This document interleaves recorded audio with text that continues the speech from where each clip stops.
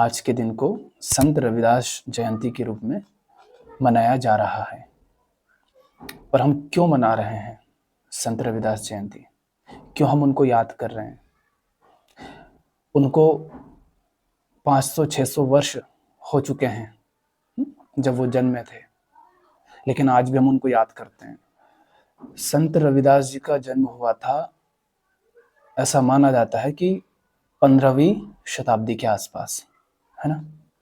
और उस समय उनका जन्म हुआ था एक मोची चर्मकार के घर में। साधारण सा परिवार था और इस जाति को नीची जात माना जाता था। और 15वीं शताब्दी का भारत कैसा रहा होगा, कितना जात पात था, धर्म के आधार पर, संप्रदाय के आधार पर भेदभाव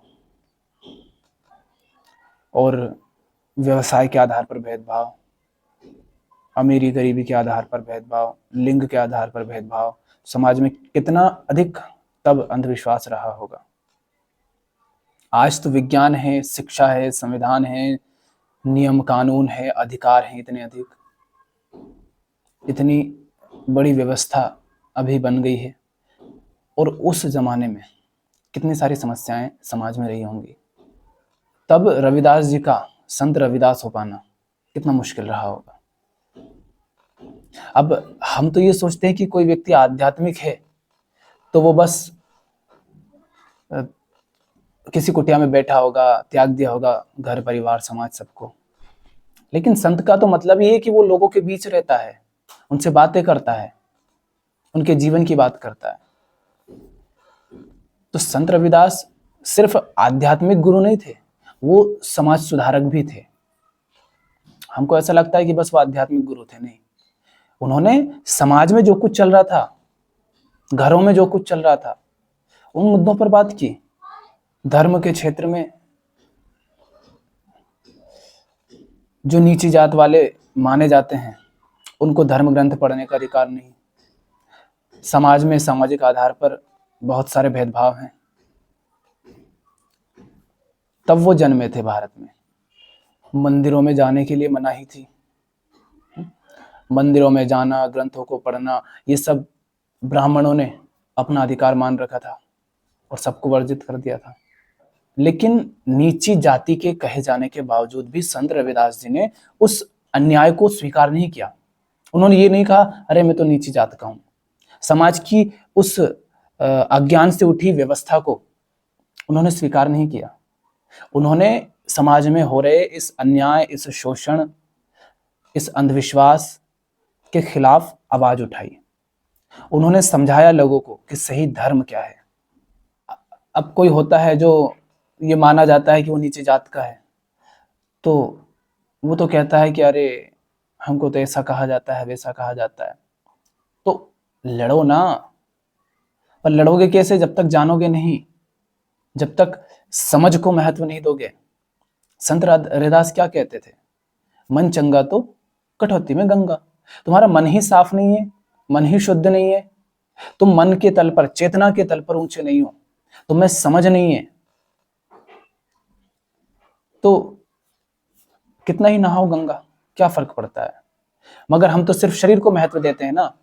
तो जब तक शरीर को ही महत्व दोगे तो समाज की रूढ़ियों को, अंधविश्वासों को, पाखंडों को पहचान किससे पाओगे?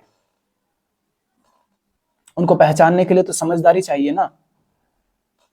तो रविदास जी, जिनको रविदास जी भी कहते हैं, उन्होंने सिर्फ शरीर साफ नहीं किया, उन्होंने जाना, उन्होंने समझा, उन्होंने सीखा। जो चल रहा है समाज में उसको वैसा ही देखा जैसा चल रहा था, स्वीकार नहीं कर लिया। वो देख रहे हैं कि सब मनुष्य ही हैं, फिर इतने भेदभाव, इतने पाखंड, इतने शोषण क्यों है? किसी को अधिकार है और किसी को अधिकार क्यों नहीं है? उन्होंने तो यही समझाया ना अपने दोहों के माध्यम से कि किसी जात में, किसी कुल में, किसी संप्रदाय में पैदा हो जाने से तुम आत्मा या सत्य को नहीं पालोगे, मुक्ति को नहीं पालोगे।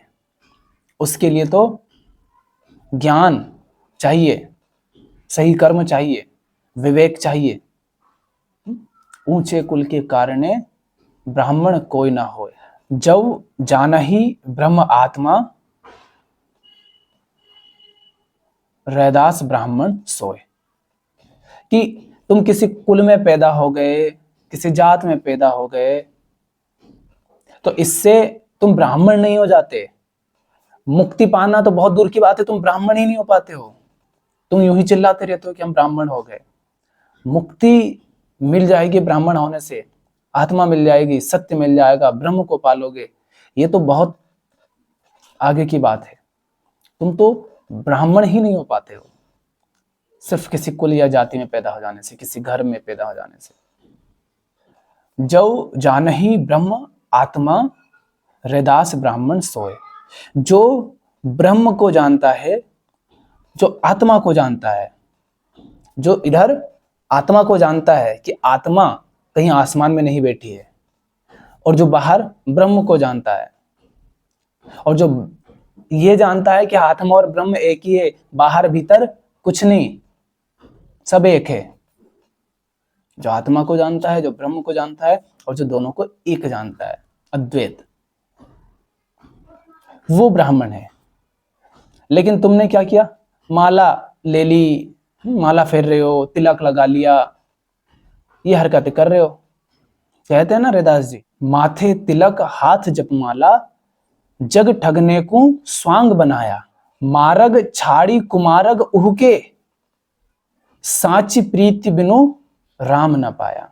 अर्थात माथे तिलक हाथ जपमाला, माथे पे तिलक लगा लिया, हाथ में जपमाला ले ली, किसी खास तरह के कपड़े पहन लिए, थोड़े कर्म कांड कर लिए हैं, ये सब तो इन्होंने स्वांग बनाए हैं, ये बेवकूफ बना रहे हैं तुमको।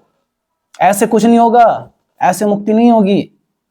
कोई कह रहा है माला फेर लो, कोई कह रहा है तिलक लगा लो, कोई कह रहा है ऐसे कपड़े पहन लो, कोई कह रहा है ये कथा करवा लो, ये पाठ करवा लो, ये नारियल चढ़ा दो, ऐसा कर दो, वैसा कर दो। इन सब से मुक्ति नहीं मिलेगी, इन सब से राम नहीं मिलेंगे। राम मतलब मुक्ति, इन सब से मुक्ति नहीं मिलती। ये सब तो जग को ठगने का स्वांग है। जग को ठगने के लिए इन लोगों ने बनाया है, अपने स्वार्थों की पूर्ति के लिए इन्होंने बनाया है। देखा नहीं तुम किसी धार्मिक स्थान पर जाओ, जैसे बनारस चले गए, काशी, तो वो आएंगे तुम्हें जबरदस्ती तिलक लगाने की कोशिश करेंगे ताकि कुछ पैसा ऐंठ सके। तो इन्होंने तो बस धंधा चालू कर लिया अपना, अपने स्वार्थों की पूर्ति के लिए। मार्ग छाड़ी कुमारग उहके, जो सही मार्ग है जानने का, बोध का, आत्मज्ञान का, सही कर्म का, उसको छोड़ करके तुमने कुमार्ग अपना लिया। कुमार्ग कौन सा? उस मार्ग को अपना लेना जिससे कुछ नहीं होना, जिससे मुक्ति मिलनी ही नहीं। बस शब्द दोहरा रहे हैं, माला जप रहे हैं, तिलक लगा रहे हैं, कर्म कांड कर रहे हैं, सुबह से नहा धो लिए, शरीर को साफ कर लिया, गंगा नहा के आ गए। अभी देखा ना कुंभ में इतने भीड़ थी, लोग सिर्फ नहाने जा रहे थे, मन की शुद्धि के लिए कुछ नहीं करते। इनमें से अधिकांश लोग, सबका नहीं बोल रहा हूं, कुछ होंगे, लेकिन अधिकांश ऐसे हैं जिनको मन की शुद्धि से कुछ लेना देना नहीं, जिनको चेतना की सफाई से कोई लेना देना नहीं, जिनको आत्मज्ञान से कोई मतलब नहीं, जो जानने सीखने को महत्व ही नहीं देते। और कोई जान रहा है, सीख रहा है, ज्ञान को महत्व दे रहा है, तो ये उसकी टांग खींचेंगे। रैदास जी के साथ भी तो यही होता था कि वो कहीं पर प्रवचन दे रहे हैं तो वहां पर समस्याएं खड़ी करने की कोशिश की जा रही है, लोगों को उनके खिलाफ भड़काया जा रहा है। वो कोई सही बात बता रहे हैं तो उस पर जबरदस्ती के कुतर्क किए जा रहे हैं, सवाल उठाए जा रहे हैं, उनको गलत ठहराने की कोशिश की जा रही है। ये सब होता है एक आध्यात्मिक व्यक्ति के साथ जो समाज सुधारक भी है। और आध्यात्मिक व्यक्ति तो समाज सुधारक होगा ही। अगर भैया तुमने कुछ जाना है, समझा है, अपने जीवन के दुख दर्द पीड़ा बंधनों को समझा है, उनसे मुक्ति का रास्ता जाना है, तो औरों को भी बताओगे। ये करुणा तो तुम में अपने आप आएगी जानने से। तो आध्यात्मिक व्यक्ति समाज सुधारक तो होगा ही।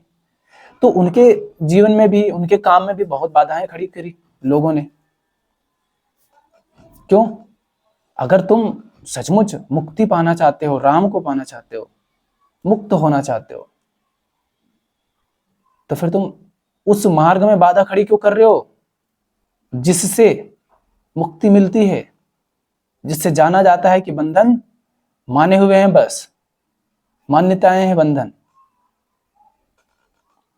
तो इसका मतलब क्या कर रहे हो, तुम कुमार्ग को अपना रहे हो। वही कह रहे हैं, मार्ग छाड़ी कुमार्ग होके, सांची प्रीति बिनु राम न पाया। सच्ची प्रीत तो की नहीं, सच्ची प्रीत सत्य के साथ सच्ची प्रीत होती है। तुमने तो झूठ को अपना लिया, झूठ को छोड़ने को तैयार नहीं हो, और जो सत्य है उसको नकार रहे हो। 17 तरह के कर्मकांड अपना लिए, लेकिन वो जो एक रास्ता है जानने का, बोध का, आत्मज्ञान का, विवेक का, समझदारी का, निष्काम कर्म का, उसको तुम नकारे जा रहे हो। तो मुक्ति कैसे मिलेगी? तो कह रहे हैं कि इन सब के चक्कर में मत फंसना, ये सब जग को ठगने के स्वांग बना लिए इन्होंने, और सीधी चुनौती दे रहे हैं। साफ साफ कह रहे दहाड़ के, जैसे कि ये स्वांग कर रहे हैं, स्वांग। मन चंगा तो कठौती में गंगा। जिसका मन ही शुद्ध नहीं है वो क्या कर लेगा गंगा नहा करके भी। कबीर साहब कहते हैं ना, मीन सदा जल में रहे धोए बास न जाए। पूरा दोहा क्या है?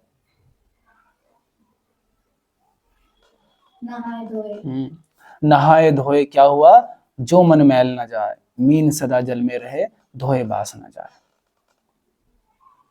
मीन तो हमेशा जल में ही रहती है। अगर शरीर को धो लेने से बास चली जाती तो मीन की भी चली जाती। जिससे बदबू के शरीर के भीतर होती है, इसी तरह से जो असली अज्ञान है, जिसको धोने से मुक्ति मिलती है, वो तुम्हारी यहाँ चेतना में होता है, गंदी चेतना। ऐसी चेतना जो झूठ को स्वीकार कर लेती है, जो भेदभाव को, जात को, अंधविश्वास को, इन सबको स्वीकार करती है और सच्चाई को नकार देती है, सही कर्म को नकार देती है, समझदारी को नकार देती है। तो मन की शुद्धि जरूरी है। इसीलिए वो कहते हैं मन चंगा तो कठौती में गंगा। संत कबीरदास जी भी तो कहते हैं, माला तिलक पहरी मन माना, लोगन राम खिलौना जाना। अरे माला पहन ली, तिलक लगा लिया, लोगों ने राम को खिलौना बना लिया। राम के तुम्हारे खिलौने की चीज है। कोई उनको गुड्डे गुड़िया जैसा बना रहा है, कोई उनको चटनी चटा रहा है, कोई मक्खन खिला रहा है कृष्ण को। राम मतलब, राम कृष्ण, इनका मतलब है मुक्ति, शांति। तुम सोच रहे हो कि इनको चटनी चटाने से, दही मक्खन खिलाने से, नहलाने धुलाने से, इनको कपड़े पहनाने से तुम्हें मुक्ति मिल जाएगी? किसको बेवकूफ बना रहे हो? अब संत रविदास जी वो थे जिनके पास मीराबाई महल वहल सब छोड़ छाड़ करके आ गई थी। उनको अपना सदगुरु उन्होंने कहा था। चित्तौड़ की महारानी झलकारी बाई, उन्होंने संत रविदास जी को गुरु के रूप में स्वीकार किया था। कई राजा विद्वान थे जो संत रविदास जी के विचारों को अपना रहे थे, उनकी बातों को सुन रहे थे, समझ रहे थे, स्वीकार कर रहे थे। और संत रविदास जी की वाणी को गुरु ग्रंथ साहिब में भी शामिल किया गया। अब इससे पता चलता है ना कि कितना उनको स्वीकार किया गया था बड़े स्तर पर। विरोध भी बहुत हुआ था, लेकिन वो तो फिर धीरे धीरे बाद में स्वीकारते गए जो समझते थे।